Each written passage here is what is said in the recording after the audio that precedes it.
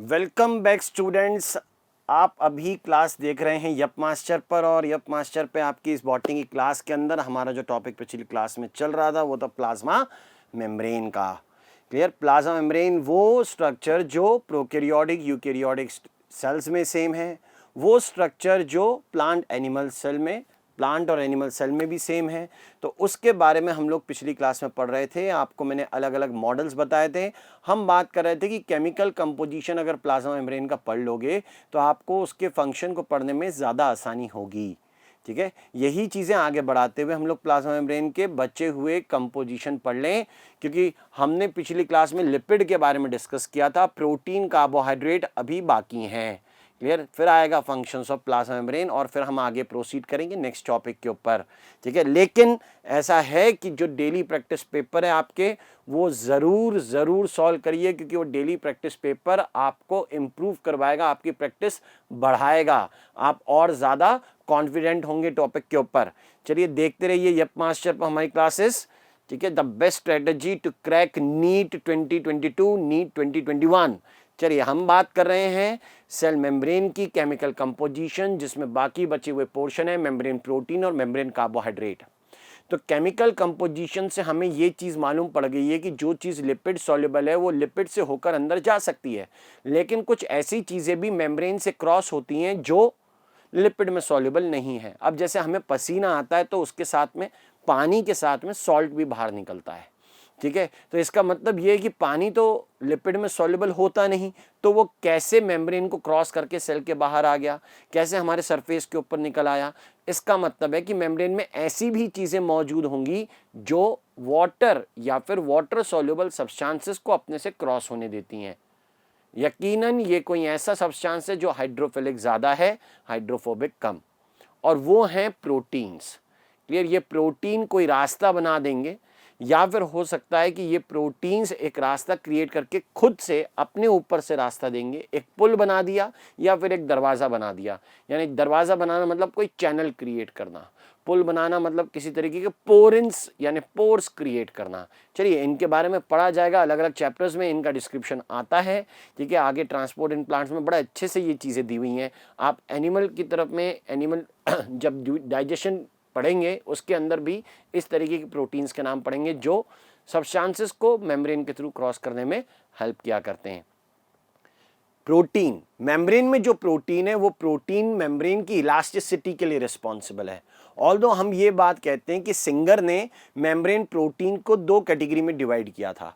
Singer actual में एक detergent use करते हैं, उसका नाम है SDS, सोडियम डॉट इसाइल सल्फेट, और वो जिस डिटर्जेंट को यूज कर रहे हैं, मैंने कहा यूजिंग एक्सट्रैक्शन, क्या यूजिंग अ डिटर्जेंट, एक डिटर्जेंट को यूज करके जिसका नाम है SDS, सोडियम डॉट इसाइल सल्फेट। और इसके बेसिस पे वो कहते हैं कि डिटर्जेंट जब मैं यूज करूंगा वो लिपिड को डिसइंटीग्रेट कर देंगे। तो मेम्ब्रेन में क्या बचा? मेम्ब्रेन में प्रोटीन बचे। हो सकता है कि वो पूरी तरीके से लिपिड मेम्ब्रेन से अलग हो जाएं या फिर लिपिड मेम्ब्रेन के टुकड़े के साथ जुड़े हुए रहें। ऐसा क्यों हुआ है? जो पूरी तरीके से आसानी से अलग हो जाते हैं एक्चुअली में वो ज़्यादा डीप या ज़्यादा गहरे एम्बेडेड नहीं है स्ट्रक्चर में, और दूसरे वो होंगे जो स्ट्रक्चर में ज़्यादा गहरे थे, इसलिए वो मेम्ब्रेन के स्ट्रक्चर से बाहर नहीं निकल पाए। यानी आप ये कह रहे हैं कि एक है एक्सट्रिंसिक या पेरिफेरल प्रोटीन, जिसके लिए मैं कह सकता हूं इजी टू सेपरेट, जबकि दूसरे होते हैं इंट्रिंसिक या इंटीग्रल प्रोटीन, जिसके लिए हम लोग कहते हैं डिफिकल्ट टू सेपरेट।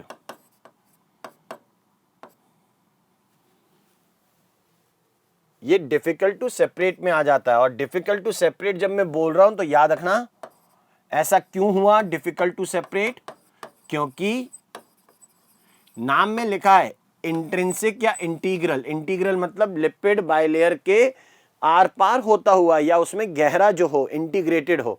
तो ऐसी सारी चीजें हम लोग बोलते हैं सेपरेशन के बेसिस पे, आसानी से अलग किए जा सके, मुश्किल से अलग किए जा सके। ठीक, लेकिन हम लोग मेम्ब्रेन प्रोटीन को फंक्शन के अकॉर्डिंग भी डिवाइड करते हैं। क्वेश्चन उसके ऊपर आया भी है कि फंक्शन के अकॉर्डिंगली मेम्ब्रेन के प्रोटीन कितने टाइप के होते हैं। तो फंक्शन के अकॉर्डिंगली मेम्ब्रेन के प्रोटीन 3 टाइप के होंगे, एक ट्रांसपोर्ट प्रोटीन, दूसरा कैटालिटिक और तीसरा स्ट्रक्चरल प्रोटीन। इनमें से अगर मैं ये कहता हूं कि एक सेल से दूसरे सेल में कई बार हम लोग मेम्ब्रेन का डिफरेंस देखते हैं या मेम्ब्रेन फंक्शनिंग में डिफरेंस देखते हैं, वो किसके कारण होगा? Catalytic protein. क्लियर?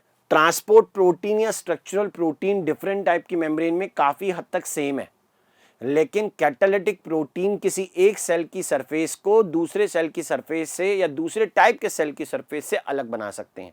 जैसे थायराइड जो है मेरा, उसके सेल्स थायराइड स्टिमुलेटिंग हार्मोन को रिस्पॉन्ड करते हैं या उसको रिसीव करते हैं, जबकि लीवर के पास जब ये टीएसएच ब्लड से होकर पहुंचता है, पेनक्रियास के पास पहुंचता है, तो ये टीएसएच का कोई फायदा उन लोगों को नहीं मिलता है, क्योंकि उसे मिलने वाला या ये कहिए उससे पहचान बनाने वाला कोई सरफेस के ऊपर मौजूद ही नहीं था। वो सब क्या है? कैटालिटिक प्रोटीन है। क्लियर? विच इज रिक्वायर्ड, और आप ये कह सकते हैं which can be used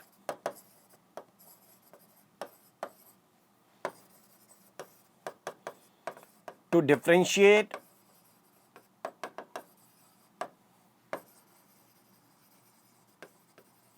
membranes of different kind of cells। ये डिफरेंट काइंड ऑफ सेल्स को अलग करने के लिए काम के हो सकते हैं। ठीक? कैटालिटिक प्रोटीन, स्ट्रक्चरल और transport protein almost same type के होंगे। चलिए नेक्स्ट चीज समझते हैं। बाकी आप ये कह रहे हैं कि मेम्ब्रेन कार्बोहाइड्रेट अमाउंट में सबसे कम होता है, सबसे कम होता है, यानी आप ये कह रहे हो प्रेजेंट कहाँ है या किस तरीके से प्रेजेंट है? तो वो सिर्फ बाहर के सरफेस पे प्रेजेंट होता है, अंदर के सरफेस के ऊपर नहीं होता है। आप ये कहते हैं कि वो प्रोटीन या लिपिड के साथ जुड़े हैं, और अगर कार्बोहाइड्रेट प्रोटीन के साथ जुड़ेंगे तो ग्लाइकोप्रोटीन कहते हैं, लिपिड के साथ जुड़े हुए रहे तो ग्लाइकोलिपिड कहते हैं। क्लियर? ऐसी सारी चीजें इसके बारे में कही जाती हैं। तो आपको यही कहता हूं कि मेम्ब्रेन की जो स्ट्रक्चर हम लोगों ने पढ़ी थी, ये फॉस्फोलिपिड के मॉलिक्यूल्स थे, ये फॉस्फोलिपिड बाइलेयर है,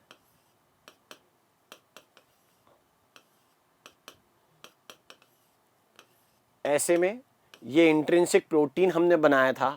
कुछ पोर्शंस में यहाँ कोलेस्ट्रॉल इकट्ठा करता हुआ दिखा देता हूँ, और कुछ इंट्रिंसिक प्रोटीन मुझे दिए हुए हैं जो यहाँ से चले इधर निकले, ऐसे इनके ऊपर ये कह रहे हैं कि ये शुगर मॉलिक्यूल्स हैं। डायग्राम देख सकते हैं एनसीईआरटी में, हमने लास्ट क्लास में इसके बारे में पढ़ा था। ये शुगर ओलिगोसैकराइड्स हैं, मतलब ज्यादा बड़ा पॉलीमर या ज्यादा बड़ा स्ट्रक्चर नहीं, कुछ शुगर्स, फ्यू शुगर मॉलिक्यूल्स हैं जो ये बना रहे हैं। ये शुगर रेसिड्यू जो होंगे सेल रिकॉग्निशन मैकेनिज्म में काम करते हैं। ये सेल रिकॉग्निशन मैकेनिज्म क्या होता है? सेल रिकॉग्निशन मैकेनिज्म जो होता है ये बेसिस है किसका?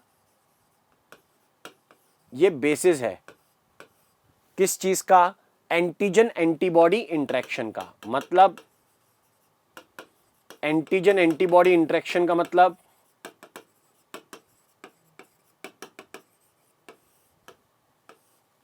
जैसे आरबीसी की मेम्ब्रेन पर A antigen A blood type के लिए, B antigen B blood type के लिए होता है, तो वो एंटीजन एक्चुअल में ग्लाइकोप्रोटीन्स हैं।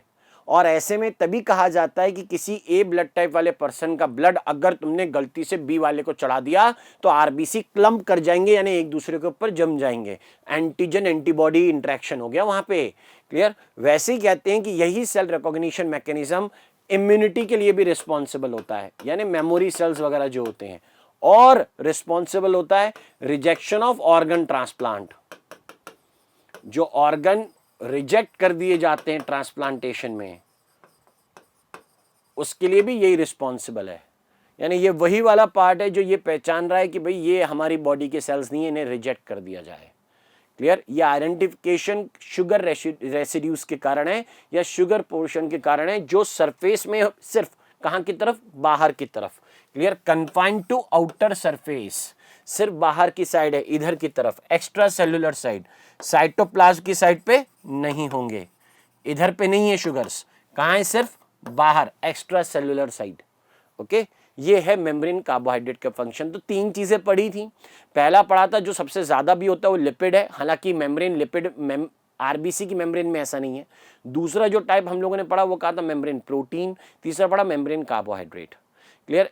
मेम्ब्रेन लिपिड का काम है फ्लूइडिटी प्रोवाइड करना, जबकि प्रोटीन्स का काम है इलास्टिसिटी, और कार्बोहाइड्रेट प्रोवाइड करता है सेल रिकॉग्निशन। ज्यादातर मेम्ब्रेन में सबसे ज्यादा कौन? लिपिड, फिर कौन? प्रोटीन, फिर कौन? शुगर, सबसे कम कौन? शुगर। क्लियर? यानी कार्बोहाइड्रेट्स। राइट? तो ये केमिकल कंपोजिशन यहां खत्म। फंक्शन देखें, फंक्शन क्या चीज़ होती है, तो जैसे हमने फ्लूइडिटी की डेफिनेशन बताई थी कि अगर मेम्ब्रेन फ्लूइड होगी तो वो ऐसे कई सारे फंक्शन कर सकती है या कई सारे फंक्शन के लिए कंट्रीब्यूट कर सकती है। क्या कहें, आप ये कह सकते हो कि जैसे एपिथेलियल सेल हम लोग पढ़ा करते हैं, ठीक है, जैसे एपिथेलियल सेल में हम लोग पढ़ते हैं कि इधर ये सेल है, इधर ये वाले सेल है और ये आपस में जुड़ेंगे, क्लियर, ये डेंस जंक्शंस तरीके की चीज़ बन रही हैं, क्लियर, या फिर कुछ गैप हो सकते हैं इस तरीके के। तो ये प्रोजेक्शन देखो मेम्ब्रेन के, ये प्रोजेक्शन तभी पॉसिबल है जब मेम्ब्रेन क्या हो, फ्लूइड इन नेचर हो। गैप जंक्शंस बनाना, टाइट जंक्शंस बनाना, इंटरसेलुलर जंक्शंस बनाना एपिथेलियम टिश्यू में, ये सब मेम्ब्रेन की फ्लेक्सिबिलिटी या उसके फ्लूइड नेचर के बेसिस पे है। सेल कंस्ट्रिक्ट करता है जब एनिमल सेल डिवाइड होता है, कुछ इस तरीके से कहते हैं कि एनिमल सेल जब डिवाइड होता है, ये एक न्यूक्लियाई, ये दो न्यूक्लियाई हैं और ये डिवाइड कर रही थी, अलग अलग सेल में जा रही थी, तो हम लोग इसको इस तरीके से अलग अलग सेल में जाते हुए देखते हैं। सेंट्रोसोम दिखा देता हूं, तो ये जो स्ट्रक्चर बना है इसको हम लोग कहते हैं सेल फरो। ऐसा स्ट्रक्चर तो तभी बन सकता है जब मेम्ब्रेन कोई फ्लेक्सिबल स्ट्रक्चर या फ्लूइड लाइक स्ट्रक्चर है, ये लीजिए, ठीक है। तो सेल ग्रोथ में ताकि सेल एक्सटेंड करता रहे, सेल डिवीजन में जैसे ये दिख रहा है सेल फरो का फॉर्मेशन, या फिर आप ये कहते हो जंक्शंस बनाने में मेम्ब्रेन का फ्लूइड नेचर बहुत ज़्यादा इंपॉर्टेंट है। सिर्फ यहाँ नहीं, आप ये भी कहते हो मेम्ब्रेन एक्चुअल में वो स्ट्रक्चर है जो डिसाइड करती है व्हाट कम्स इन और goes out from the cell, कि सेल के अंदर क्या आया क्या बाहर गया। अगर ये मेम्ब्रेन ने डिसाइड करना है तो इसके दो तरीके हैं, या तो पैसिव या फिर कैसा है, एक्टिव। जब पार्टिकल्स अगेंस्ट द कंसंट्रेशन चलते हैं तो उसके लिए लगती है एनर्जी और उसे कहते हैं active transport, clear. Active transport मतलब जैसे कौन, चार्ज पार्टिकल हो, सॉल्यूट्स होते हो और इन्हें कंसंट्रेशन से अगेंस्ट लिया जाए, मतलब जहां कम है से वहां की साइड जहां पे ये ज्यादा है। जैसे सेल के अंदर ऑलरेडी सॉल्ट ज्यादा है लेकिन बाहर से और सॉल्ट लिए जा रहे हैं, ऐसा करने के लिए एनर्जी लगेगी। मेम्ब्रेन ये करे तो उसे एक्टिव ट्रांसपोर्ट का पार्टिसिपेंट बताते हैं। Taken against concentration gradient,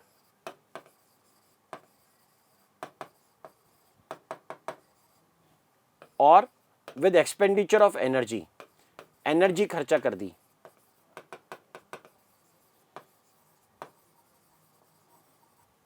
expenditure of energy ऐसे एक एग्जाम्पल में आता है जिसे हम लोग कहते हैं sodium potassium exchange pump. Sodium अंदर पोटेशियम बाहर, या पोटेशियम अंदर तो सोडियम बाहर, क्लियर। ये चीज एक्टिव ट्रांसपोर्ट का एग्जाम्पल है।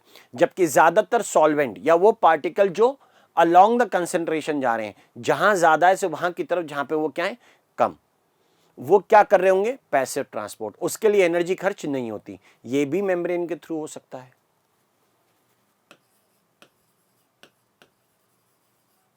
सॉल्वेंट्स या फिर पार्टिकल्स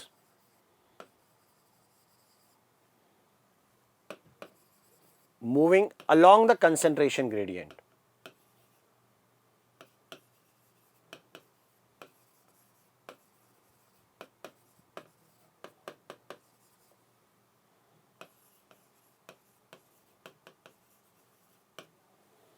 क्लियर। वो along the concentration gradient move कर रहा है, और वो अलोंग द कंसंट्रेशन ग्रेडियंट जब मूव करेगा तो उसे हम लोग पैसिव ट्रांसपोर्ट कहते हैं।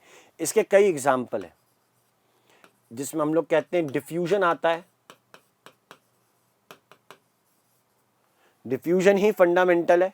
आगे क्या हो सकता है, ओस्मोसिस। तो ये फंक्शंस हो गए मेम्ब्रेन के, क्लियर। मेम्ब्रेन ने कई तरीके से मटेरियल को अंदर या बाहर करने में काम किया है, चाहे वो एंडोसाइटोसिस यानी अंदर आना, एक्सोसाइटोसिस सेल के बाहर जाना, क्लियर। इस तरीके के नामों से कहा जाता है। आगे और डिटेल के साथ में चीज़ें बढ़ती रहेंगी। जैसे जैसे चैप्टर आगे प्रोसीड करते हैं हम लोग कनेक्ट करते चले जाते हैं उन चीज़ों को, ठीक है। अभी तो हम लोग पहली बार इन चीज़ों को पढ़ रहे हैं।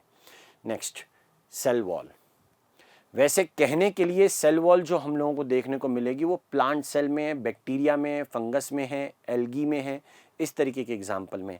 या मैं कहूँ कि कौन से किंगडम के मेंबर के अंदर सेल वॉल मिलती है, तो प्लांटी में मिलती है, फंजाई में मिलती है, ठीक है, हमें कुछ प्रोटिस्ट के अंदर भी इस तरीके के एग्जाम्पल मिलते हैं, लेकिन we are studying the examples here fungi and plants, prominently इनको पढ़ रहे हैं।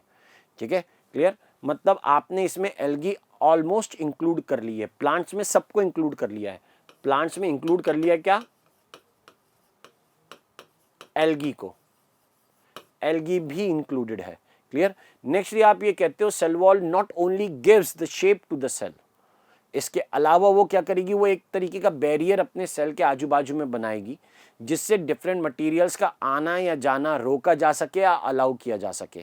क्लियर, तो सेल का शेप भी बनाती है, प्लस वो मैकेनिकल डैमेज से बचाती है, और डिफरेंट मटेरियल जो उससे क्रॉस हो सकते हैं उसके लिए भी रिस्पॉन्सिबल है। कई बार सेल वॉल में खिड़की टाइप की चीज़ है जिससे सेल टू सेल इंटरेक्शन हो सकते हैं। क्लियर, लेकिन सेल ऑर्गेनल इधर उधर नहीं जा सकती, चीज़ों का एक्सचेंज हो सकता है, आदान प्रदान चलेगा, लेकिन न्यूक्लियस उधर चले जाए सेल वॉल की इस खिड़की से, ये पॉसिबल नहीं है।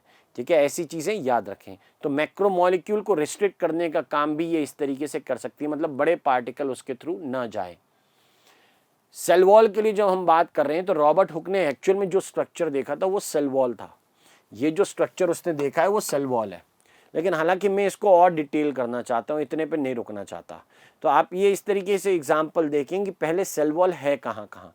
जैसे बैक्टीरियल सेल में तो पेप्टिडोग्लाइकन और लिपिड की बनी हुई होगी, अगर वो प्रेजेंट है फंगस में तो वो काइटिन की बनी होती है ज़्यादातर, अगर वो एल्गी में तो ज़्यादातर वो सेलुलोज के साथ में पैक्टिन प्रेजेंट होगा, और कुछ और कंपाउंड जैसे गैलेक्टन्स, मैनन्स, कैल्शियम कार्बोनेट, कुछ एग्जाम्पल में सिलिका भी प्रेजेंट हो सकता है।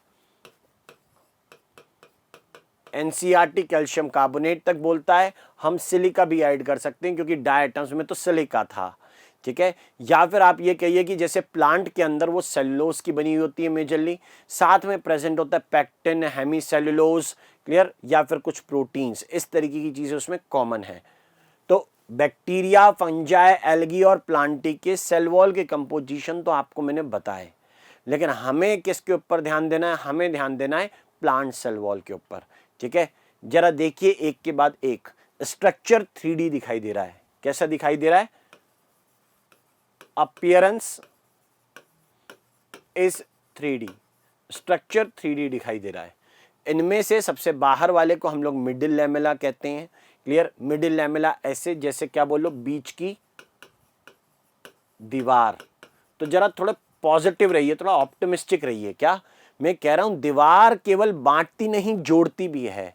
2 कमरों का मकान है तो इसका मतलब है ये मत कहो कि एक कमरे को इस दीवार ने बांट दिया 2 पार्ट्स में, इसको ये कहो कि मेरा घर पूरा हो गया, अब मेरे पास 2 कमरे का मकान है, बड़ी बात हो गई। तो वो वॉल जो है वहां पर 2 कमरे को आपस में जोड़ भी रही है क्योंकि वो शेयर्ड है। मिडिल लैमेला भी शेयर्ड होती है एडजेसेंट सेल में। उसके अंदर जो लेयर आती है उसको हम लोग कहते हैं प्राइमरी वॉल। हालांकि प्राइमरी वॉल जो होती है उन सेल में बहुत ज़्यादा लाइट हो जाएगी, जहां पर कौन बन जाता है, सेकेंडरी वॉल। ऐसे 3 अलग अलग लेयर सेल वॉल के अंदर मिलेगी जब सेल मैच्योर हो गया है। अगर सेकेंडरी वॉल बनी है तो समझना अंदर जगह खाली है। अंदर जगह क्या है, खाली। क्या कहते हैं उसको, ल्यूमन, खाली जगह है। समझ गए, प्रोटोप्लाज्म नहीं है। ल्यूमन बोले तो खाली जगह। क्लियर, ल्यूमन माने खाली जगह है, उसके बाहर सेकेंडरी वॉल है। अच्छा, देखने में सबसे ज्यादा थिक कौन लग रही है, सेकेंडरी वॉल। चलिए एक के बाद एक। मिडिल लैमेला जो है वो ग्लू है बिटवीन एडजेसेंट सेल। इसका मतलब अगर ग्लू बिटवीन एडजेसेंट सेल कोई चीज होती है तो क्या कहूं, क्या मिडिल लैमेला मतलब ग्लू अगर है तो क्या मैं क्या कहूं मिडिल लैमेला को, क्या ये 2 सेल के लिए एक्सक्लूसिव होगी, नहीं, इंक्लूसिव है। ये किसी सेल के लिए एक्सक्लूसिव नहीं होती। हाँ, किनारे पर अगर कोई सेल प्रेजेंट है तो उसके पास मिडिल लैमेला नहीं होगी, यानी टिप पर अगर कोई सेल है तो वहां पे मिडिल लैमेला नहीं मिलेगी। बड़ा जबरदस्त किस्सा है। वो जो फ्रूट्स होते, टमाटर पिलपिला हो गया है, क्यों हो गया है, टमाटर पिलपिला इसलिए हो गया है क्योंकि वहां पे जो सीमेंटिंग लेयर है, कौन, ग्लू जो है यानी मिडिल लैमेला, वो डिकम्पोज होने लगी है। जब फ्रूट राइप कर जाता है तो एक टाइम बाद मिडिल लैमेला या कहो सेल वॉल डिकम्पोज होने लगती है या खत्म होने लगती है। उससे सेल्स लूज पड़ जाएंगे और वो स्ट्रक्चर भी सॉफ्ट हो जाएगा। तो वो जो टमाटर का पिलपिलापन है वो इसलिए क्योंकि मिडिल लैमेला क्या हो रही है, डिग्रेड कर रही है। क्लियर, टमाटर का पिलपिला होना मतलब degradation of middle lamella. Chemically middle lamella calcium pectate और मैग्नीशियम पैक्टेट से बनी है, जिसमें कैल्शियम पैक्टेट का प्रपोर्शन ज्यादा होता है, कैल्शियम पैक्टेट का प्रपोर्शन ज्यादा होता है। चलो बता देता हूं, टोमेटो का पिलपिला होना,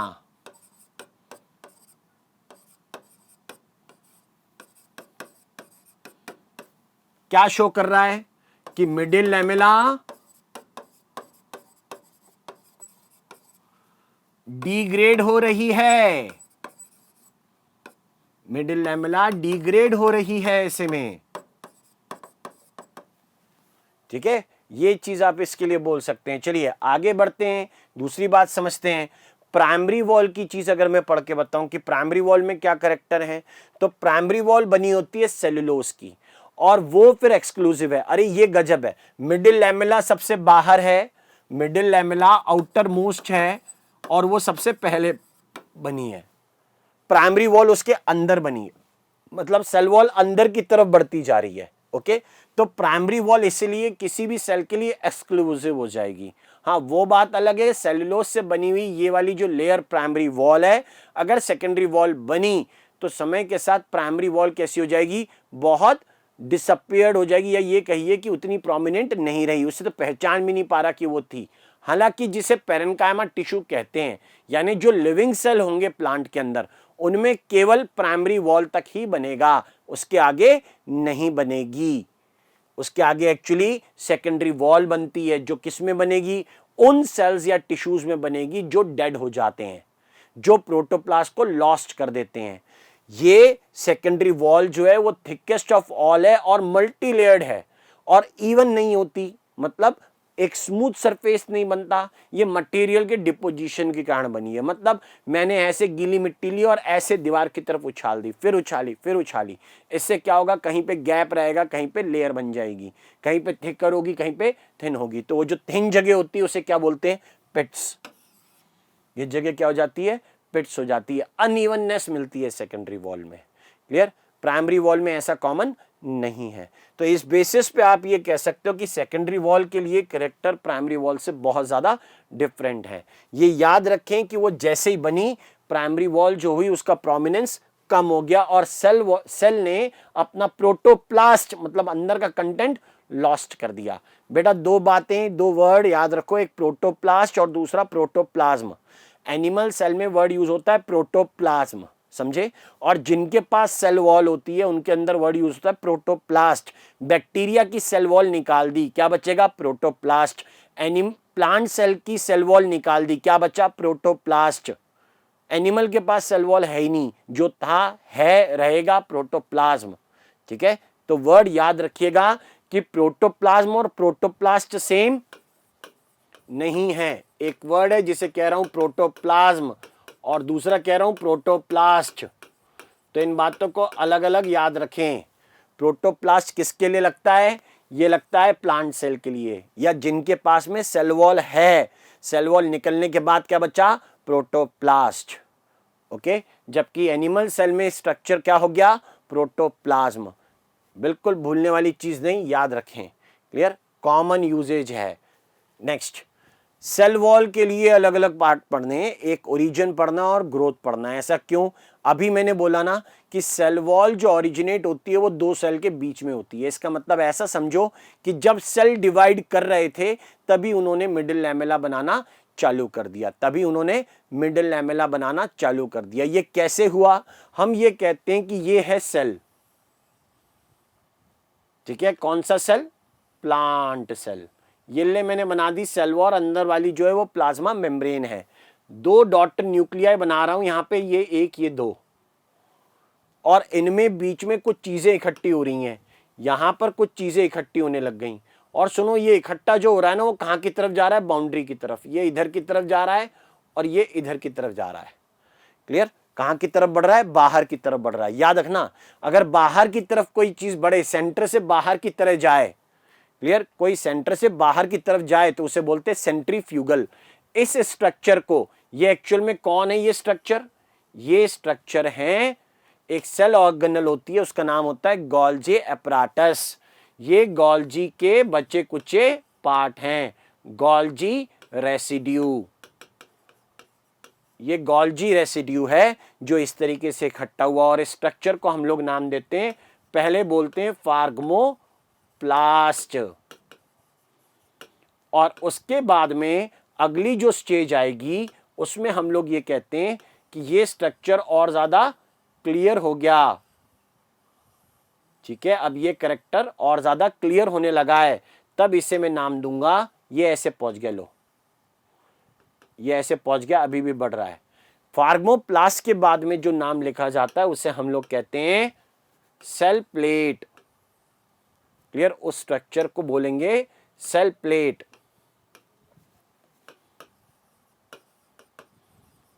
और फिर तो कोई बात ही नहीं है, फिर तो बना ही दो अलग अलग सेल, फिर तो दो अलग अलग सेल आप बना ही दीजिए। ये एक सेल और ये दूसरा सेल, इसकी प्लाज्मा मेम्ब्रेन, इसकी प्लाज्मा मेम्ब्रेन, ये बन गई सेल वॉल। तो जो लेयर इन दोनों के बीच में है ये कॉमन वाली, ये वाली, इसको मैं क्या बोलूंगा, मिडिल लैमेला बोलूंगा, बीच की दीवार बोलूंगा, समझे। तो ऐसे हम लोग कहते हैं कि सेल प्लेट, फार्गमोप्लास्ट, सेल प्लेट और फिर मिडिल लैमेला बनी, ऐसा आप डिफाइन कर सकते हो। देख इस तरफ नहीं है मिडिल लैमेला, इस तरफ भी नहीं है मिडिल लैमेला, ये इधर को डिवाइड करे, ये इधर को डिवाइड करे, ऊपर को डिवाइड करे, नीचे को डिवाइड करे, तो मिडिल लैमेला सारी तरफ आ जाएंगी बाजू वाले सेल से शेयर होते हुए। ग्रोथ, सेल वॉल ग्रो हो रही है, तो सेल वॉल ग्रो कैसे होगी, देख सबसे बाहर जो बना था, सबसे बाहर जो चीज बनी थी उसे मैं कह रहा हूं मिडिल लैमेला।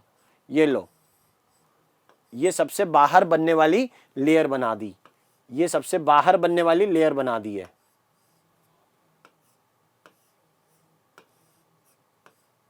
ये सबसे बाहर की लेयर बना रहे हैं। ओके, ये सबसे बाहर की लेयर है जिसे मैं क्या कह रहा हूं, मिडिल लैमेला एमएल। फिर क्या बनी, प्राइमरी 1 डिग्री वॉल, मतलब बेटा प्राइमरी वॉल, आदत डाल लो, इस तरीके की चीजें कई बार लिखी जाती हैं नोट्स बनाते टाइम। और फिर इसके बाद जो बनेगा वो क्या होगी, उसको हम लोग क्या नाम देंगे, उसको हम लोग बोलते हैं सेकेंडरी वॉल। देख बेटा कहाँ की तरफ जा रही है सब, ये अंदर की तरह, ऐसा लग रहा है हवन करेंगे, हवन करेंगे, हवन का कुंड बन रहा है, एक के बाद एक लेयर बना रहा हूं, और अंदर की जगह ऐसी लग रही है जैसे थोड़ी देर बाद खत्म होने वाली है। देखो क्या दिखता है कि सेल वॉल कहाँ की तरफ ग्रो कर रही है, अंदर की तरफ। ये तो 2 ही लेयर बनी, वेट अभी और बताना है, ये और बनाना है, अभी इतने से काफी नहीं है। ये देखिए, ये हो गई S1, ये होगी S2, ये होगी S3, ये तीनों मिला के हो गई सेकेंडरी वॉल। ठीक है, ये तीनों मिला के क्या हो गई, सेकेंडरी वॉल। तब मैं कहता हूं कि ये कहां की तरफ बढ़ते हुए दिख रहा है, सेंटर की तरफ बढ़ते हुए दिख रहा है, सेंटर की तरफ बढ़ते हुए दिख रहा है। तो हम लोग कह रहे हैं सेल वॉल की ग्रोथ कैसी है, सेंट्रीपिटल। ओरिजिन कैसा सा, सेंट्रीफ्यूगल। ग्रोथ कैसी है, सेंट्रीपिटल है। क्लियर, ये वाला वर्ड इसके लिए इंपॉर्टेंट है। अब क्योंकि सेल वॉल बनाने वाले जो फिब्रिल्स होते हैं वो अलग अलग प्लेन में इकट्ठे होंगे, कुछ ऐसे रहेंगे, कुछ इस तरीके से रहेंगे, कुछ इधर की तरफ रहेंगे, तो इसलिए स्ट्रक्चर जो दिखाई देता है वो 3D यानी 3 डायमेंशनल दिखाई देता है। ये खास बात हमें सेल वॉल के बारे में जाननी थी। ये हो गया स्ट्रक्चर के बारे में या ओरिजिन एंड ग्रोथ के बारे में, साथ में स्ट्रक्चर भी हो गया। फंक्शन क्या है, तो फंक्शन जहां जहां मैंने पढ़ा है वो तो 2 एग्जाम्पल है, बैक्टीरिया में सेल वॉल पढ़ी है मैंने और प्लांट में पढ़ी है। फंगस को भी ले ले, एल्गी को भी ले ले प्लांट के साथ में। तो मैं ऐसा कह रहा हूं कि बैक्टीरिया के अंदर जो सेल वॉल थी वो एक ऐसा स्ट्रक्चर था जो सिर्फ शेप प्रोवाइड नहीं करता है, वो डिसाइड करता है कि सेल श्रिंक ना हो जाए और सेल फट ना जाए। मतलब श्रिंकिंग और बर्स्टिंग दोनों चीजों को अवॉइड करने में भी सेल वॉल ने हेल्प किया है, बिसाइड्स सेल शेप को मेंटेन करने के। जबकि अगर प्लांट सेल की मैं बात करता हूं तो प्लांट सेल में भी सेल का शेप सेल वॉल डिसाइड करती है। एक रिजिड कवरिंग है बेटा, एक थिक कवरिंग है, एक रिजिड स्ट्रक्चर जो सेल वॉल प्रेजेंट है वो एक सेल का शेप डिसाइड कर रही है। प्लस उसके अलावा मैक्रोमोलिक्यूल्स के लिए बैरियर बन रही है कि तुम्हें आने देंगे, ऐसे कैसे आ जाओगे, नहीं आने देंगे। या फिर cell wall cell to cell के इंटरेक्शन के लिए भी रिस्पॉन्सिबल है, बनाऊंगा वो स्ट्रक्चर क्या कहते हैं उसको हम लोग। इसके अलावा सेल आपस में सेल्स को जोड़, सेल वॉल सेल्स को जोड़ के रखने का भी काम कर रही है। तो कई सारे रोल हैं। not only gives the shape to the cell and protects the cell from the mechanical damage and infection, it is also responsible for the interaction and provide barrier to undesirable macromolecules. ऐसी खास बात plant cell के लिए हम लोग कहते हैं, ठीक है। यहां मैं बता दूं वो बात जिससे हम लोग सेल टू सेल इंटरेक्शन के लिए इंपॉर्टेंट बता रहे हैं। सेल वॉल के थ्रू बना है एक ब्रिज, मतलब एक पुल बना हुआ है जो रास्ता बना रहा है एक सेल से दूसरे सेल में। उनमें जिनमें सेकेंडरी वॉल नहीं होनी चाहिए, उनमें जिनमें लाइफ अभी बाकी है, वो वाले जो सेल होंगे उनके पास ऐसे ब्रिजेस मिलेंगे जिन्हें प्रोटोप्लाज्मिक ब्रिजेस कहते हैं, जिनका नाम होता है प्लाज्मोडेस्मेटा। क्लियर? ये जो वर्ड आ रहा है ना interaction, cell to cell interaction, उसके लिए बता रहा हूं, उसके लिए बता रहा हूं। ध्यान दीजिएगा यहां पे हम जब पढ़ रहे हैं इसको, कि आपने कहा ये मैंने बनाया, ये है मिडिल लैमेला, समझे? ये क्या है? मिडिल लैमेला है, ठीक। और मिडिल लैमेला इतना काफी नहीं था, मैंने कहा रुकिए इसको और क्लियर कट बना दें। ये लीजिए, ये एडजेसेंट सेल, आपस में जुड़े हुए एडजेसेंट सेल काय से जुड़े हैं? मिडिल लैमेला से जुड़े हैं। मिडिल लैमेला के अंदर कौन आता है?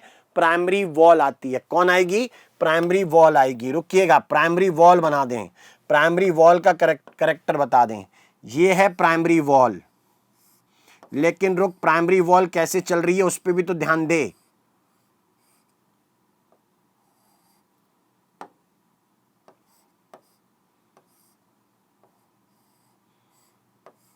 प्राइमरी वॉल अभी बनाएंगे। देखो ये है मेम्ब्रेन। ये क्या है? ये मेम्ब्रेन है बेटा। ये दो सेल के अंदर मेम्ब्रेन बनाई है, आजू बाजू के सेल के बीच में मेम्ब्रेन बनाई है।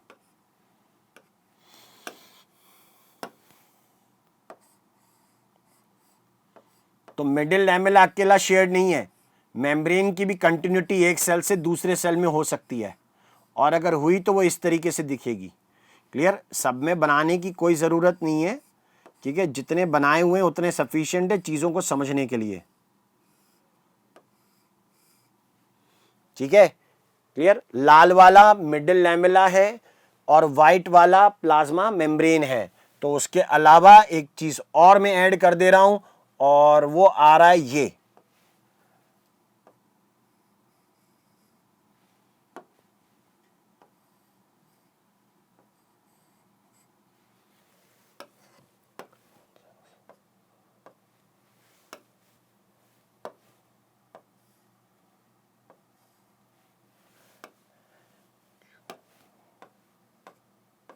What is it?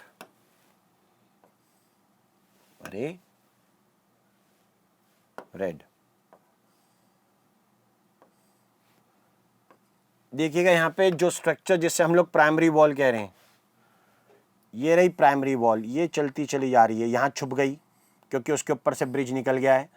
ये प्राइमरी वॉल नदी के जैसे बहती हुई प्राइमरी वॉल की कंटिन्यूटी हम लोग देख रहे हैं हर एक सेल के लिए एक्सक्लूसिव बनी हुई प्राइमरी वॉल। लेकिन ये प्राइमरी वॉल छुप गई है, मिडिल लैमेला उन ब्रिज के नीचे छुप गई है जो एक से दूसरे सेल को जोड़ रहे हैं, और इसी स्ट्रक्चर को हम लोग क्या कहते हैं? प्लाज्मोडेस्मेटा। क्लियर? वो जो ब्रिज सेल वॉल से होकर बना उसका नाम क्या है? प्लाज्मोडेस्मेटा। इसको हम लोग बोलते हैं प्लाज्मोडेस्मेटा, याद रखिए। अच्छा और सुनो, प्लाज्मोडेस्मेटा का दूसरा नाम मैंने क्या बोला? Protoplasmic bridges. ये प्रोटोप्लाज्मिक ब्रिज है अक्रॉस द मिडिल लैमेला, और क्या? And primary wall. समझे? सेकेंडरी वॉल नहीं बेटा, सेकेंडरी वॉल वाला क्या करेगा आजू बाजू में इंटरेक्ट करके, वो तो मरा हुआ है। और सुनिए, प्लाज्मोडेस्मेटा में मेम्ब्रेन चलती है, मेम्ब्रेन कंटिन्यूटी होती है एक, उसको बोलते हैं डेस्मोटुब्यूल। जो मेम्ब्रेन प्लाज्मोडेस्मेटा से चले उसका नाम डेस्मोटुब्यूल है, उसका नाम है डेस्मोटुब्यूल। क्लियर? ये चीज उसके अंदर आ गई। ये प्लांट सेल की बात सुनिए। प्लांट सेल से चले दूसरी तरफ, वो क्या? प्लांट सेल से आगे चलते जिसे कह रहे हैं एनिमल सेल वॉल। ये इतना कॉमन वर्ड नहीं है एक्चुअल में। कुछ किताबें ग्लाइकोकैलिक्स जो कार्बोहाइड्रेट की लेयर सरफेस पर प्रेजेंट थी मेम्ब्रेन के, यानी प्लाज्मा मेम्ब्रेन के सरफेस के ऊपर जो ग्लाइकोकैलिक्स या कार्बोहाइड्रेट प्रेजेंट है उसको नाम दिया जा रहा है एनिमल सेल वॉल। और इसका काम क्या होता है? सेल रिकॉग्निशन, वही एंटीजन एंटीबॉडी इंटरेक्शन, इम्यूनिटी और रिजेक्शन ऑफ ट्रांसप्लांट ऑर्गन। तो ये चीज हम लोग कहते हैं कि वो एनिमल सेल वॉल के लिए कहने वाली बात है। ये टर्म एब्सोल्यूट नहीं है, ट्रू टर्म नहीं है, सिर्फ रिप्रेजेंटेटिव टर्म्स में बताई गई बात है। क्लियर? सेल वॉल और प्लाज्मा मेम्ब्रेन के बीच की जगह को पेरीप्लाज्मिक स्पेस कहते हैं। क्लियर? उससे हम लोग पेरीप्लाज्मिक स्पेस कहेंगे। अब ये सिर्फ नाम याद रखिए। ओके, चलिए, ये हो गया cell wall. Next, cell wall के बाद ऐसा हमें पता है कि बहुत सारी सेल ऑर्गेनल जो होती हैं वो किसी यूकेरियोटिक सेल के अंदर प्रेजेंट होती हैं। ऐसे में मेम्ब्रेन बाउंड सेल ऑर्गेनल्स कई बार इंटरेक्शन करती हैं और कोऑर्डिनेशन में फंक्शन करती हैं। जब कोई सेल ऑर्गेनल कोऑर्डिनेशन में फंक्शन कर रही हो तो एक सिस्टम बना देगी। जैसे मेरे अंदर टीथ ने मैस्टिकेशन किया, टंग ने कुछ हेल्प की डाइजेशन के अंदर सलाइवा के साथ, और फिर उसके बाद हम लोग कह रहे हैं कि नीचे नीचे चलते गए और वहां पर हमने कहा पेरिस्टाल्सिस के बाद स्टमक में प्रोटीन डाइजेस्ट हो रहे हैं, मेजरली इंटेस्टाइन में बाकी की चीजें डाइजेस्ट हो रही हैं और एब्जॉर्ब हो रही हैं। सोचो किसी का स्टमक नहीं हो या वो बहुत काट के थोड़ा सा रह जाए, किसी बीमारी में किसी के पेट का आधे से ज्यादा पोर्शन काट दिया, अब छोटा सा पेट बचा उसके पास, तो यानी उससे डॉक्टर रिकमेंड करेंगे कि आप ना प्रोटीन डाइट थोड़ी कम खाओ। अगर आप एक्सेस ऑफ प्रोटीन खाओगे तो वह आपको पचाने में प्रॉब्लम होगी, क्योंकि आपके पास प्रोटीन डाइजेस्ट करने की मेन जगह तो बची ही नहीं है। समझे? तो डाइजेस्टिव सिस्टम तब अफेक्ट हो गया जब किसी एक पार्ट पे इंपैक्ट आया। उसी तरीके से जब ऑर्गेनल्स के लिए भी पढ़ेंगे, यानी क्या पढ़ेंगे? जब ऑर्गेनल्स के लिए यह बात कही जाएगी कि कोई ऑर्गेनल फंक्शन करते टाइम कोऑर्डिनेशन शो करे तो वो क्या बना रही है? सिस्टम बना रही है। That's it.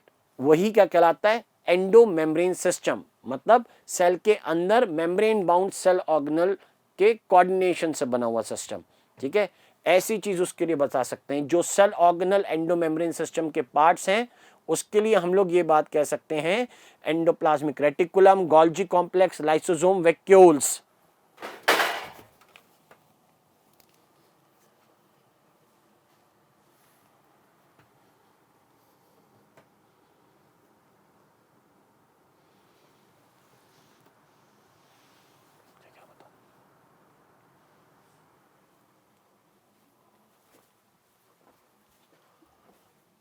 Endoplasmic reticulum, Golgi complex, lysosome and vacuoles, इस तरीके की चीजें हम उसके बारे में बताते हैं कि ये सेल ऑर्गेनल मिलके एंडो मेम्ब्रेन सिस्टम बना रही हैं। क्लियर? एंडो मेम्ब्रेन सिस्टम बनाएगी। हालांकि जैसे माइटोकॉन्ड्रिया और क्लोरोप्लास्ट भी सेल में प्रेजेंट सेल ऑर्गेनल्स हैं, लेकिन क्या वो सिस्टम बनाते हैं? आंसर, नहीं बनाते। क्लियर? वो सिस्टम नहीं बनाते। जबकि ईआर, गोल्जी, लाइसोसोम, वैक्यूल जो हैं ये सारे सिंगल मेम्ब्रेन बाउंड ऑर्गेनल्स एक सिस्टम बनाते हैं। चलो एक आइडिया देता हूं कैसे। क्लियर? किस तरीके से ये बना, उस तरीके का एक एग्जांपल आपको बताते हैं कि होता यह है कि एंडोप्लाज्मिक रेटिकुलम पहले ओरिजिनेट होगा। कहां से? न्यूक्लियर मेम्ब्रेन से। ये है न्यूक्लियस की दो मेम्ब्रेन होती हैं, आउटर और इनर। आउटर मेम्ब्रेन, ये आउटर मेम्ब्रेन से कुछ फोल्डिंग्स आगे बढ़ रही हैं। ठीक है, ये देखो कैसे बढ़ रही हैं, ऐसे हाथ फैला के आगे बढ़ रही हैं। ठीक है, दोनों हाथ फैला दिए, दोनों बाजुएं फैला के आगे बढ़ती हुई ये स्ट्रक्चर, और कुछ फोल्डिंग्स बना के इसने साइटोप्लाज्म के कंटेंट को अपने अंदर भर लिया। ऐसे आगे बढ़ रही थी और ऐसे भर लिया। क्लियर? अंदर क्या बना दिया? ल्यूमन। बाहर क्या हो गया? Extra lumen. खैर, इस स्ट्रक्चर का नाम क्या है? Endoplasmic reticulum. फिर इसी स्ट्रक्चर के ऊपर हम लोग कुछ ऐसे राउंडेड पार्टिकल्स देख सकते हैं, यानी ये स्मूथ नहीं दिखाई दे रहा है। क्लियर? ऐसे राउंडेड पार्टिकल्स 80S राइबोसोम हैं जो न्यूक्लियर मेम्ब्रेन पर भी प्रेजेंट हो सकते हैं, या फिर किस पे होते हैं? रफ एंडोप्लाज्मिक रेटिकुलम या ईआर के एक टाइप के ऊपर होते हैं। ठीक है, ये कंडीशन याद रखो भाई। ठीक है, ओके ओके ओके, ये समझ गए। अच्छा, ऐसा हो सकता है कि राइबोसोम इससे निकल जाएं, तो यही चीज क्या स्मूथ भी दिखाई दे सकती है, यही चीज स्मूथ भी हो सकती है देखने में। स्मूथ किस तरीके से, कि वो इस तरीके से हो, मतलब उनके सरफेस के ऊपर आपको ईआर दिखाई नहीं दे रहे हैं, ये पीछे से कहीं से निकल रहा है, ये स्मूथ है। ये क्या है, स्मूथ एंडोप्लाज्मिक रेटिकुलम। ये क्या है, रफ एंडोप्लाज्मिक रेटिकुलम। ये कौन है, न्यूक्लियस। ठीक है, ये मेम्ब्रेन क्या है, आउटर न्यूक्लियर मेम्ब्रेन। और ये लाल लाल लाल दाने क्या हैं, लाल लाल दाने हैं 80S राइबोसोम्स। ठीक है, ये 80S राइबोसोम्स हैं, समझे बात। यहां ईआर से कुछ वेसिकल्स यानी राउंडेड ओवल बॉडीज निकली, यहां से कुछ राउंडेड ओवल बॉडीज निकली, इधर से ये निकली, क्लियर, ये निकली, और कुछ यहां से भी निकल सकती हैं, इस जगह से, ये क्लियर, ये, और कहां इकट्ठी हो गई, एक सरफेस पे, जिनसे क्या बन जाता है, स्ट्रक्चर बन जाता है जो ऐसा दिखाई देगा। ये वेसाइकल्स इधर आके फ्यूज हो रही हैं, ये वेसाइकल्स इधर आके फ्यूज हो रही थी, और इधर की तरफ ये वेसाइकल्स लॉस्ट हो रही हैं, ये वेसाइकल लॉस्ट हो गए, लो ये जगह खाली हो गई, और इनसे ये वेसाइकल्स निकल के आगे चली गई हैं, ये रही, ये लो, ये इससे आगे चली गई।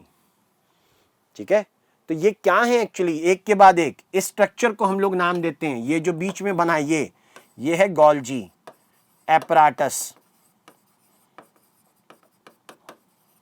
यानी अगर ईआर नहीं होगा तो गोल्जी एपराटस नहीं बनेगा। इनमें से कुछ क्या हो सकते हैं, लाइसोसोम।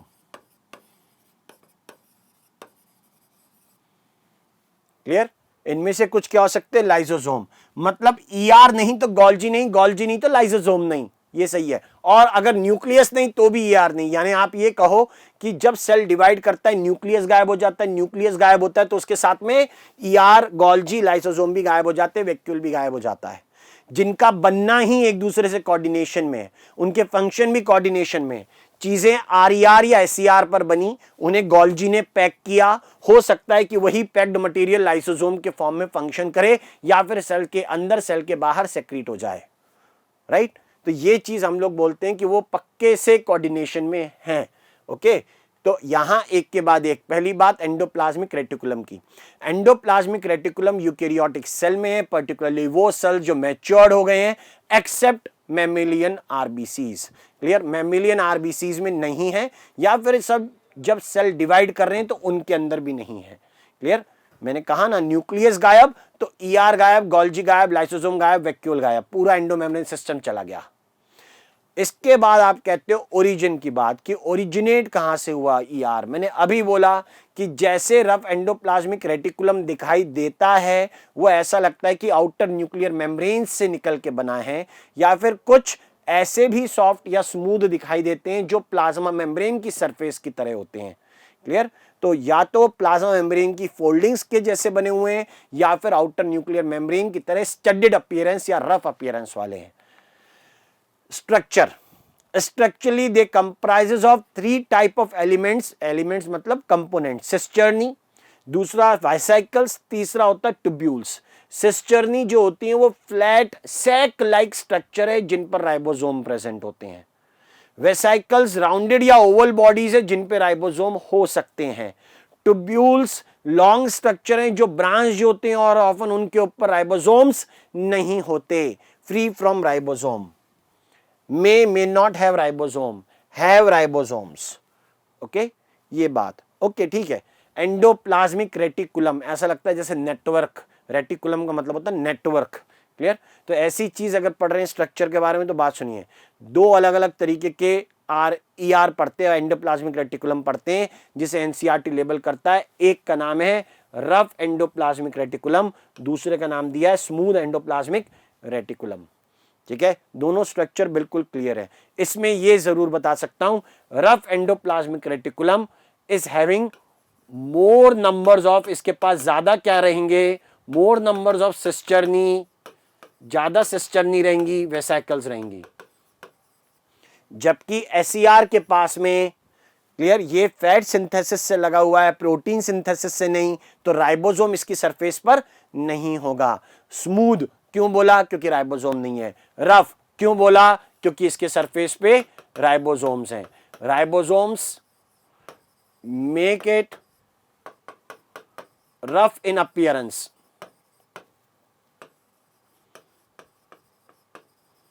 जबकि एसईआर लैक्स राइबोसोम, इसके सरफेस पे राइबोसोम नहीं है। नंबर दूसरी चीज कि स्मूथ एंडोप्लाज्मिक रेटिकुलम के पास ट्यूब्यूल्स ज्यादा मिलेंगे नंबर में, tubules are more in numbers. Okay, ऐसे एग्जांपल्स हमारे पास रहते हैं।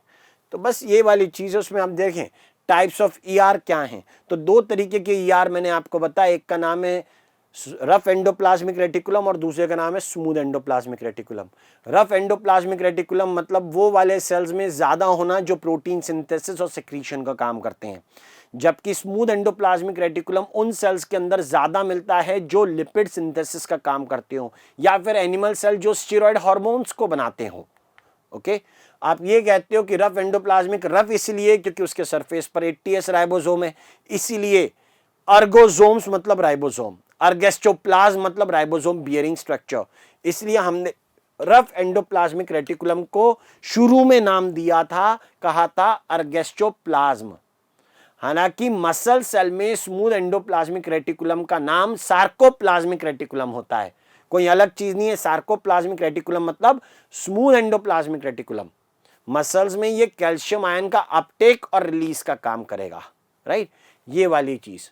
ये तो टाइप्स के ऊपर बात हो रही है, अभी फंक्शन नहीं है, फंक्शन तो अब आएंगे, क्लियर, फंक्शन तो अब आएंगे। जैसे पूरा का पूरा एक्सटेंसिव मेम्ब्रेन बनेगा सेल में, अबाउट 40 से 60% ऑफ मेम्ब्रेन का कंपोजिशन अकेला ईआर बना लेता है, क्लियर। पूरे सेल के अंदर जो मेम्ब्रेन है उसमें 40 से 60% तक का प्रपोर्शन एंडोप्लाज्मिक रेटिकुलम ने बना लिया है, और तब ये मेम्ब्रेन फ्लो का पार्ट बनाते हैं। मेम्ब्रेन फ्लो क्या होता है? कोई चीज न्यूक्लियस पर बनी, कोई चीज न्यूक्लियस पर बनी, क्लियर, न्यूक्लियस से किस पे आई? ईआर पे आई, ईआर से कहां जाएगी? सिस गोल्जी, अब ये पढ़ना है हमें ये क्या होता है। फिर कहां जाएगी? ट्रांस गोल्जी, और उसके बाद वो जा सकती है आगे सेल के बाहर यानी प्लाज्मा मेम्ब्रेन पर। ऐसी चीज बोलते हैं, ये मेम्ब्रेन फ्लो है। Okay, from endoskeleton and keep organelles in place, मैंने कहा एक बहुत बड़ा स्ट्रक्चर है, जैसे पार्टीशन हो या दीवारें, और दीवारें चीजों को एक दूसरे से अलग रखने में काम आती हैं। एंडोप्लाज्मिक रेटिकुलम डेस्मोट्यूब्यूल बनाते हैं, जैसा कि हमने अभी पीछे सेल वॉल के अंदर भी नाम पढ़ा था। जो मेम्ब्रेन प्लाज्मोडेस्मेटा से कंटिन्यू होकर दूसरे सेल में जा रही है, वो मेम्ब्रेन कंटिन्यूटी डेस्मोट्यूब्यूल एक्चुअल में एंडोप्लाज्मिक रेटिकुलम का ही एक फॉर्म है।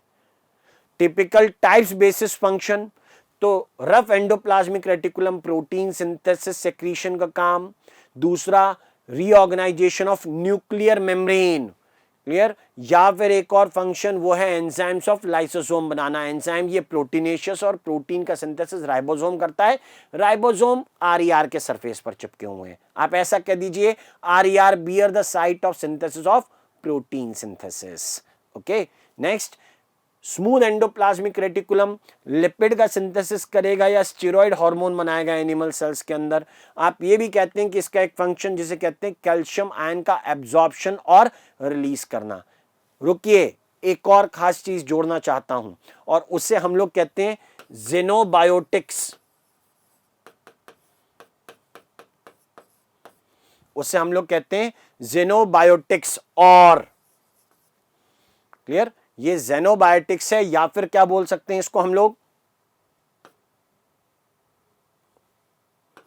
डिटॉक्सिफिकेशन, बॉडी के बाहर से आने वाले केमिकल कंपाउंड्स को अलग करने वाला। ठीक है, वो चीज जरूरी है, कौन करेगा? एसईआर करेगा। अल्कोहल, एनाल्जेसिक, एंटीपायरेटिक वगैरह वगैरह, ये सब बॉडी से एलिमिनेट करने का काम एसईआर करता है। ओके, नेक्स्ट देखें अगली चीज, एंडोमेम्ब्रेन सिस्टम में नेक्स्ट पार्ट है जिसका नाम है गोल्जी एपैरेटस। अब ये गोल्जी एपैरेटस क्या है? नाम से क्लियर, एपैरेटस मतलब एक अकेली चीज नहीं। आप इसे प्रोमिनेंटली एनिमल सेल में देखोगे, वो भी कौन से? वर्टिब्रेट, इनवर्टिब्रेट सेल्स यानी लोअर एनिमल ग्रुप जो होते हैं उस साइड में, और प्लांट के अंदर गोल्जी का स्ट्रक्चर उतना डिस्टिंक्ट नहीं है। वहां हम लोग प्लांट और इन्वर्टिब्रेट में एक वर्ड यूज करते हैं जिसे कहते हैं डिक्टियोजोम्स। उसे हम लोग क्या कहते हैं? डिक्टियोजोम्स कहते हैं। क्लियर? नाम याद रखिएगा, क्या कहेंगे? डिक्टियोजोम्स कहेंगे। तो ये डिक्टियोजोम्स की बात इसमें आ जाएगी। और सुनिए, ओरिजिन क्या है? ओरिजिन के बारे में सुने। गोल्जी कहां से निकला? मैंने बताया एंडोप्लाज्मिक रेटिकुलम से निकला है। ओके। फिर स्ट्रक्चर में एपैरेटस के नाम पर इसके अंदर भी स्ट्रक्चरल कंपोनेंट्स हैं और वो हैं 4। एक है वही बैग लाइक स्ट्रक्चर सिस्टर्नी, दूसरा कहते हैं उसके अंदर स्ट्रक्चर वेसाइकल्स, तीसरा होता है ट्यूब्यूल्स, चौथा होता है वैक्यूल। जिनमें से सिस्टर्नी को कहते हैं क्या? फंक्शनल यूनिट ऑफ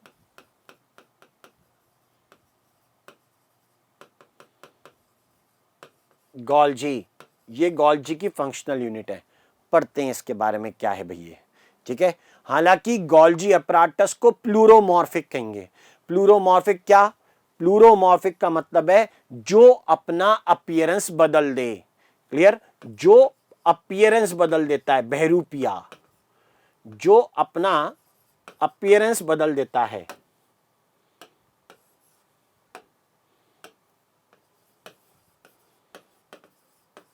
अपीयरेंस बदल दे। ठीक, वैसी चीज जो हम लोग बोलते हैं वो है गोल्जी एपराटस के लिए।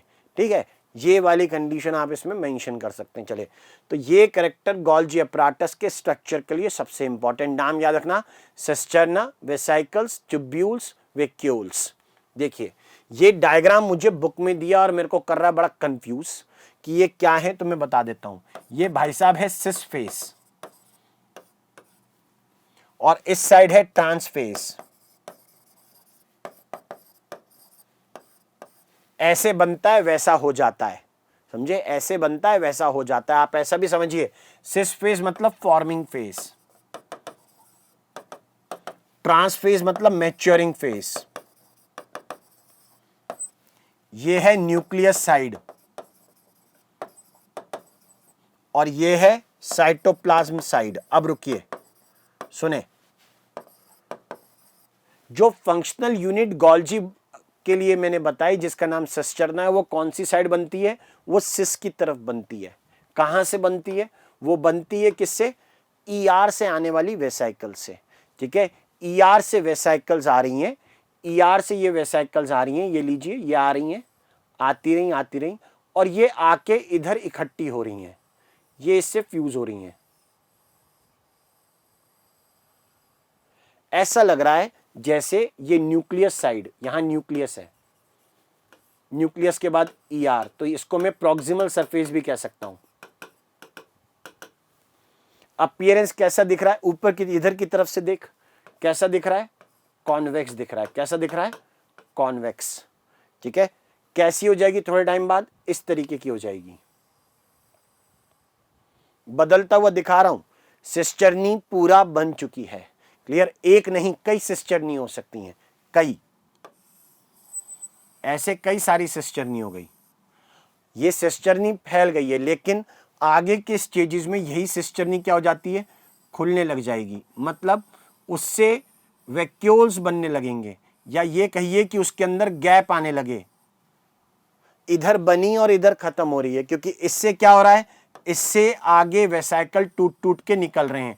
ऐसा समझो कि इसे कुछ बनाया था और यहां से पिंच ऑफ कुछ चीजें खींच खींच के निकाल रहा हूं, तो सिस्टर्नी क्या हो जाएगी? वो सिस्टर्नी क्या हो जाएगी? फिर ऑब्वियस सी बात है, वो लॉस्ट हो जाएगी। क्लियर? फॉर्मेशन ऑफ सिस्टर्नी, और इधर की तरफ क्या है? Loss. Cisternae are formed on cis face, जो पहला फेस होता है उसे क्या बोलता हूं? Cis side. Cisternae are lost towards trans face, जहां पे वो बदल के बन रही हैं। क्लियर? ये वाली साइड कैसी दिखेगी? ये वाली साइड दिखाई देगी कॉनकेव। ये अगर प्रॉक्सिमल है तो ये क्या होगी? डिस्टल। सरफेस से देखा ऐसा लगा जैसे साबुन की झाग है, छोटे छोटे उसके अंदर छेद दिखाई दे रहे हैं। ठीक है, ये छेद है, ये छेद का नाम क्या है? वैक्यूल। इन छेदों का नाम क्या है? वैक्यूल है। जबकि ये जो बैंड बने हैं ये इनको कहते हैं ट्यूब्यूल्स। समझे आप, ये हो गए नाम। और ये चली वेसाइकल इससे निकल के, ये जा रही है वेसाइकल, ये चली में चली वेसाइकल चली यहां से, और ये हो गई वेसाइकल्स। समझे आप। तो ऐसी चीज हम लोग बताते हैं। तो सरफेस से देखने पर कैसा दिख रहा है, कॉन्केव साइड कैसी दिख रही है, फेनिस्ट्रेटेड छेद वाली दिख रही है।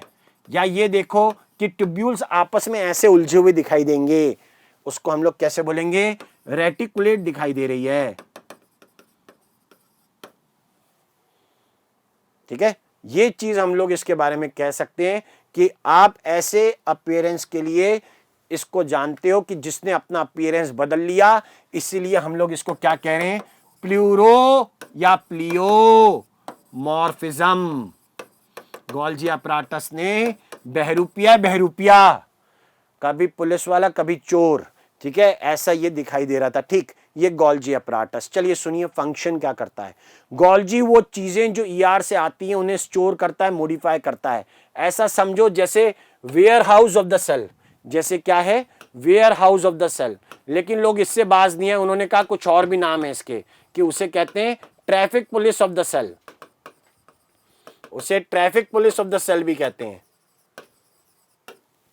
क्लियर। और अगर इस तरीके की बात होगी तो आपके पास में और फंक्शन, जैसे मोडिफिकेशन ऑफ प्रोटीन, जो प्रोटीन उसने लाए उसको ग्लाइकोजाइलेशन करना, लिपिड का ग्लाइकोसिडेशन करना। ऐसा पॉसिबल है कि एंजाइम से, जिसका नाम है ग्लाइकोजिल ट्रांसफरेज, और ये एंजाइम किसी और के पास नहीं होता। क्लियर, किसी और सेल ऑर्गेनल में ये एंजाइम नहीं है। कोई पूछे ग्लाइकोजाइलेशन ऑफ प्रोटीन कहां शुरू हुआ, कहना हुआ तो आरईआर पे चालू था, खत्म करने का काम गोल्जी करेगा।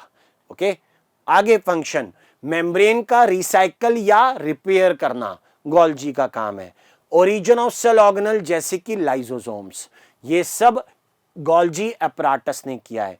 कुछ स्पेशल नाम बताता हूं, जैसे क्या, स्पर्म सेल के ऊपर एक स्ट्रक्चर होता है, उसे कहते हैं एक्रोसोम कैप। क्लियर। या फिर कुछ होते हैं जिन्हें कहते हैं जाइमोजन ग्रेन्यूल्स। ये सब क्या है, ये भी क्या है, मॉडिफाइड है। क्या, गोल्जी अपराटस। ये गोल्जी अपराटस या गोल्जी कॉम्प्लेक्स ही हैं, कोई अलग चीज नहीं। तो ऐसे हम इनको गोल्जी अपराटस को यहां कंक्लूड कर सकते हैं। अगला जो स्ट्रक्चर है उसका नाम है लाइसोसोम। ठीक है, क्या है लाइसोसोम के बारे में, आप ये कहते हैं लाइसोसोम के कैरेक्टर्स को हम लोग अगर पढ़ें तो lysosomes are polymorphic cell organelles. ये अलग है बेटा। क्लियर, ये अलग चीज है, मतलब आप इनको बिल्कुल ही अलग तरीके से पढ़ा रहे हो। कैसे, आप ये ऑब्जर्व करते हो कि लाइसोसोम जो है वो किसी सेल में क्या फंक्शन करेगा, ये सेल है। क्लियर, और ये हम लोग कहते हैं कि कोई सेल ऑर्गेनल जैसे माइटोकॉन्ड्रिया जिसका कोई काम नहीं है, एक्सपायरी डेट वाली, या फिर बाहर से आने वाले कोई फूड पार्टिकल हो। ठीक, और इधर हमने बनाया जिसे हम लोग कह रहे हैं क्या, एक लाइसोसोम। इसे मैं कहूंगा प्राइमरी लाइसोसोम, इसका नाम प्राइमरी लाइसोसोम कह रहा हूं। इसके पास क्या है, इनएक्टिव एंजाइम्स, इसके पास सिर्फ इनएक्टिव एंजाइम्स हैं। जिसे मैं पॉलीमॉर्फिक कह रहा हूं, वो फंक्शन में डिफरेंट है। याद रखिए, प्लूरोमॉर्फिक और पॉलीमॉर्फिक अलग अलग बात है। कोई फूड पार्टिकल अगर बाहर से अंदर आए, ठीक है, या फिर सेल ऑर्गेनल को खाए, तो ऐसे में अलग अलग नाम होगा। ये वाले फिनोमिना को क्या बोलेंगे, बाहर से आने वाली चीजों को, उसको बोलेंगे हेटेरोफेजी।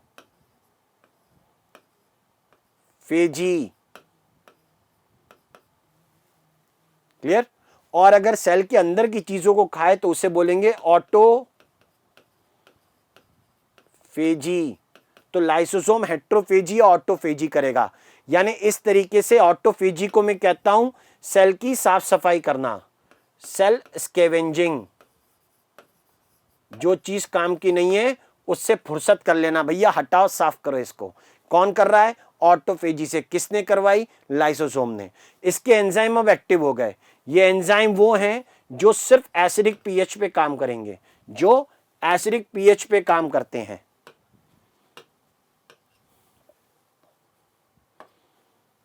एंजाइम जो एसिडिक पीएच पे काम करें।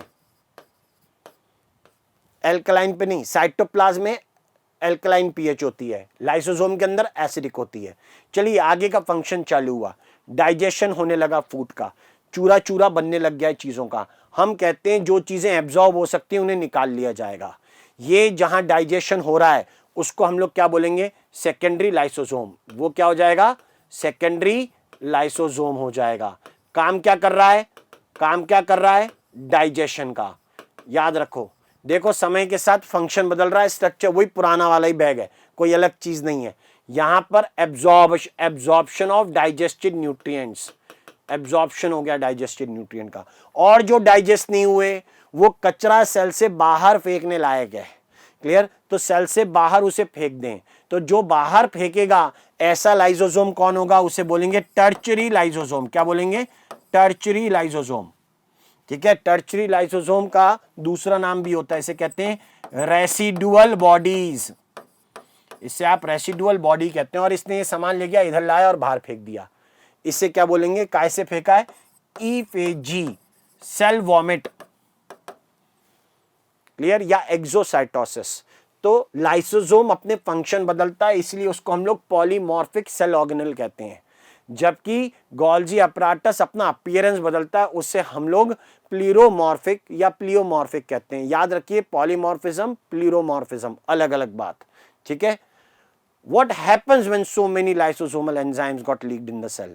एक्चुअल में आप कहिए लाइसोसोम के पास एक ही मेम्ब्रेन है, वो मेम्ब्रेन होती है अनस्टेबल। और ये अनस्टेबल मेम्ब्रेन अगर होगी और अगर वो लीक हो जाए तब क्या होगा, उस इवेंट को कहते हैं autolysis. Now how autolysis is different from autophagy? आप ये कहते हो कि वैसे तो साइटोप्लाज्म कैसा है, साइटोप्लाज्म ऑल्दो होता कैसा है, is alkaline. So few enzymes, तो कुछ बहुत एंजाइम जो हैं फ्रॉम लाइसोसोम कुछ नहीं करने वाले,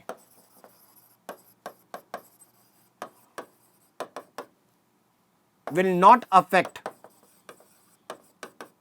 द सेल, कुछ नहीं होने वाला। लेकिन अगर अमाउंट बहुत ज्यादा हो,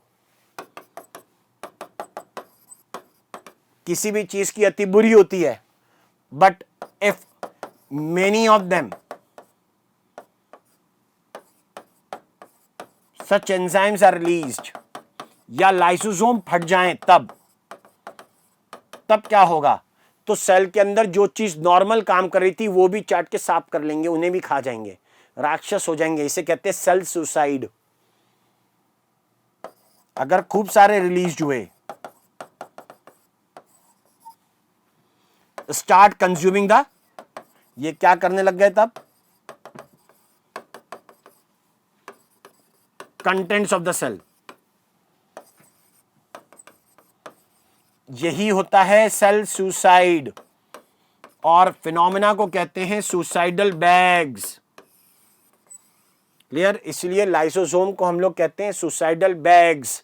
क्लियर, तो ऐसे केसेस में हम लोग ये कहते हैं कि इस तरीके के कैरेक्टर को समझें कि लाइसोसोम को सुसाइडल बैग क्यों कहा था। तो ऑटोलिसिस बुरा है, ऑटोफेजी अच्छा है। ऑटोलिसिस का एक एग्जांपल है जब टेडपोल अपनी टेल खा जाता है फ्रॉग बनते टाइम, उसे ऑटोलिसिस कहते हैं। ठीक है, क्लियर बात। तो ऑटोलिसिस को और ऑटोफेजी को अलग अलग रखिए। ऑटोफेजी सेल स्कैवेंजिंग है, सेल की साफ सफाई है। क्लियर, ये बात लाइसोसोम के लिए। क्लियर, आखिरी स्ट्रक्चर जो एंडोमेम्ब्रेन में बचता है उसका नाम है वैक्यूल। वैसे वैक्यूल हम लोग कहते हैं कि सिंगल मेम्ब्रेन बाउंड वो स्ट्रक्चर साइटोप्लाज्म में जो बाकी सराउंडिंग से अलग हो रहा है। जो इसके अंदर पड़ी हुई चीजें वो कुछ वेस्ट हो सकती हैं, कुछ एक्सक्रीटरी मटेरियल हो सकता है जिसे सेल के बाहर अभी भेजा नहीं गया है या अभी फेंका नहीं गया है। क्लियर, यानी मेटाबॉलिकली इंपॉर्टेंट नहीं है। तो तब हम लोग ये कहते हैं कि ये वैक्यूल अलग अलग जगह देखने को मिलेगा। हो सकता है कि कहां कहां देख सकते हैं, प्लांट में, आप एनिमल सेल्स में भी देख सकते हैं। प्लांट में जो वैक्यूल होता है उसे नाम दे रहे हैं सेप वैक्यूल। सेल का एक बड़ा पार्ट प्लांट में सेप वैक्यूल बनाता है। Almost majority of volume shape vacuole ने पूरी की है। और ये सेप वैक्यूल हम लोग कहते हैं बाहर से आयन लेता है, वो भी अगेंस्ट कंसंट्रेशन ग्रेडियंट। इसकी मेम्ब्रेन टोनोप्लास्ट जिसमें हेल्प करती है, एनर्जी प्रोवाइड करती है। और जब ये आयन अंदर आते हैं तो सेप की कंसंट्रेशन को बढ़ा देते हैं और जब ये सैप की कंसंट्रेशन को बढ़ाएगा तो पानी की कंटेंट सेल के अंदर यही डिसाइड करेगा, इसलिए सैप वैक्यूल इंपॉर्टेंट हो गया। जबकि फ्रेश वाटर प्रोटिस्ट में कॉन्ट्रैक्टाइल वैक्यूल मिलता है। फ्रेश वाटर प्रोटिस्ट है, सेल कैसा है, हाइपरटोनिक, मतलब ज्यादा कंसंट्रेशन वाला, पानी रेगुलरली अंदर आता रहेगा। लेकिन अगर ऐसा हुआ तो सेल तो एक दिन फट जाएगा, इसलिए excess of water, to get rid of excess of water, contractile vacuole is going to function. ऐसा ही एग्जाम्पल आपको कुछ और प्रोटिस्ट में मिलेगा जिसे हम लोग कहते हैं फूड वैक्यूल, जो बाहर से आने वाले फूड पार्टिकल को अपने अंदर रखता है। क्लियर? अगर ऐसे फ्रेश वाटर प्रोटिस्ट के बारे में जानना है तो यूग्लिना में बेटा हम लोगों ने पढ़ा है। हम लोग अमीबा में ऐसे एग्जाम्पल देखते हैं। वो अमीबा जो फ्रेश वाटर में होगा उसके पास कॉन्ट्रैक्टाइल वैक्यूल है, ओशन में होगा तो नहीं होगा। कॉन्ट्रैक्टाइल वैक्यूल का प्रेजेंस कंफर्म करता है कि सेल कहां मिल रहा है, फ्रेश वाटर में। लेकिन हाँ याद रखो, बैक्टीरिया में मिलने वाला जो गैस वैक्यूल होता है वो सीडो वैक्यूल है, उसके आजू बाजू में कोई मेम्ब्रेन नहीं है। वो साइटोप्लाज्म में प्रेजेंट एक ऐसा स्ट्रक्चर है जो साइटोप्लाज्म के साथ ही घुला मिला है। ठीक है, तो वो अलग स्ट्रक्चर है, वो सेल ऑर्गेनेल की तरह नहीं पढ़ा जाता, वो सीडो वैक्यूल में काउंट किए जाते हैं। राइट, ये है एंडोमेम्ब्रेन सिस्टम। यहां आज हम अपनी क्लास कंक्लूड कर रहे हैं। आगे के टॉपिक के लिए प्रिपेयर रहिए। माइटोकॉन्ड्रिया, प्लास्टिड्स आएंगे, राइबोसोम आएगा। क्लियर? इंटरेस्टिंग होने वाली है आगे की क्लासेस और भी ज्यादा। डीपीपीस को सॉल्व करते रहिए, अपनी स्टडीज के लिए कंसिस्टेंट रहिए। Thank you for watching the classes on Yup Master. All the best.